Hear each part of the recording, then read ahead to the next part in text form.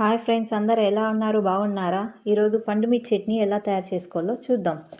ముందుగా పండుమిర్చిని మిక్సీ జార్లో వేసుకొని తర్వాత కొద్దిగా తగినంత సాల్ట్ వేసుకొని వెల్లుల్లి రెబ్బలు వేసుకొని మిక్సీ పట్టాలి. తర్వాత కొద్దిగా నిమ్మకాయ సైజంత చింతపండు, మెంతి పౌడర్ వేసుకొని మిక్సీ పట్టాలి. నెక్స్ట్ ఒక బాండీలు తీసుకొని దాంట్లో ఆయిల్ వేసి పోపు దినుసులు వేసి వేయించాలి. తర్వాత ఎండుమిర్చి, కొద్దిగా వెల్లుల్లి రెవ్వలు, తర్వాత కరివేపాకు వేసి దోరగా వేయించాలి.